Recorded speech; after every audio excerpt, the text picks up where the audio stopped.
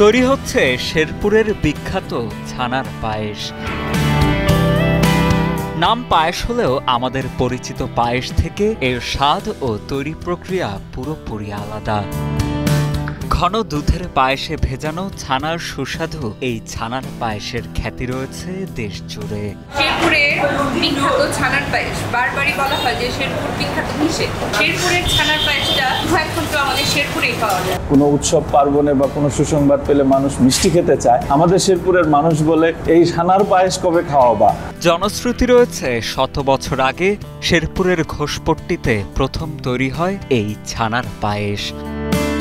তখনও এই পায়েস এতটাই মজাদার ছিল যে তৎকালীন ঘোষপট্টিতে বানানো এই মিষ্টান্ন ভারতে নিয়ে যেতেন তৎকালীন জমিদারেরা। এছাড়া এই অঞ্চলের মানুষজনও আত্মীয় স্বজন কিংবা অন্য জমিদারদের কাছে উপঢৌকন হিসেবে পাঠাতেন এই ছানার পায়েস। এমনকি জাতির জনক বঙ্গবন্ধু শেখ মুজিবুর রহমানকেও শেরপুরে আপ্যায়ন করা হয়েছিল এই ছানার পায়েস দিয়ে। বঙ্গবন্ধু তিনি একবার শেরপুরে এসেছিলেন এবং তখন তাকে ছানার পায়েস দিয়ে আপ্যায়িত করা হয়। ছানার পায়েস তৈরির কারিগরেরা জানান, প্রথমে উচ্চ তাপমাত্রায় খাঁটি দুধ জাল দিয়ে তৈরি করা হয় ঘন ক্ষীর। এরপর কিছু দুধ আলাদাভাবে রেখে সেগুলো দিয়ে তৈরি করা হয় ছানা। সেসব ছানা কেটে সাথে সামান্য ময়দা মিশিয়ে ছোট ছোট গুটি তৈরি করা হয়। পরবর্তীতে গুটিগুলো চিনির শিরায় জাল দিয়ে আগে প্রস্তুত করে রাখা ঘন দুধের ক্ষীরে ছেড়ে অল্প আঁচে কিছুক্ষণ জাল দেয়া হয়। আর এত সব কর্মযজ্ঞের পরই তৈরি হয়ে যায় রসালো স্বাদের ছানার পায়েস। কিছু দুধ আমরা ক্ষীর করি আর কিছু দুধ আমরা ছানা কাটি। ছানা কাটার পরে ক্ষীর হওয়ার পরে অন্যখানে থুয়ে পরে আমরা ওই ছানাটারে গুটি কাটি।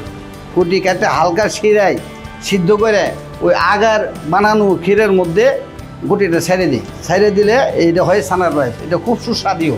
বিখ্যাত এই ছানার পায়েসের 1 কেজি ক্ষীর তৈরি করতে প্রয়োজন হয় 2.5 থেকে 3 লিটার খাঁটি দুধ। 6 থেকে 7 কেজি দুধ জাল দিয়ে হয় 1 কেজি ছানা। আর সব ধাপেই ব্যবহৃত হয় গরুর খাঁটি দুধ। আমি এই দোকানে দুধ দিই অন্তত 20 বছর যাবৎ। আর এরা মনে করবেন এই দুধ দিয়ে মিষ্টি ছানার পায়েস দই এসব তৈরি করে। দুধ জাল করে দুধটা ভালো করে ছাঁকতে হবে, ছাঁকিয়ে এর পরে আবার দুধটা জাল করতে হবে, বন্ধ করতে হবে। যাতে 20 কেজি দুধের আপনার 10 কেজি দুধ বানাইতে হবে। টানা 10টা করে গুটি কাটর লাগবে। কাটিয়া সাইডা পরে আমরা চুলাতে আবার শিরাতে জাল করতে হবে। জাল করে পরে ওই ক্ষীরের ভিতরে ছাড়তে হবে।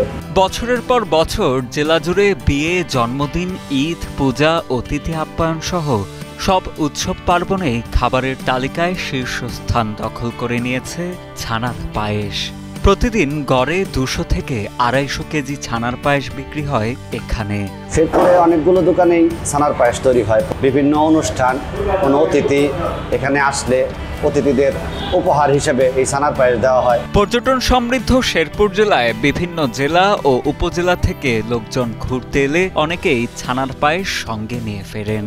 আমি ফ্রান্সে থাকি মূলত 14 বছর যাবৎ।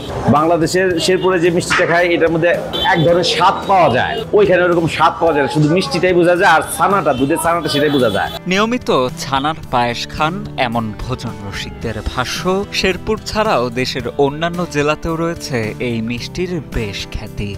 এর মিষ্টতা এবং যে রসালো ভাব, সেটি মানুষকে আসলে রসবোধ দান করে। একই সাথে মিষ্টির স্বাদের সাথে একটা স্বর্গীয় স্বাদের মিশ্রণ ঘটায়।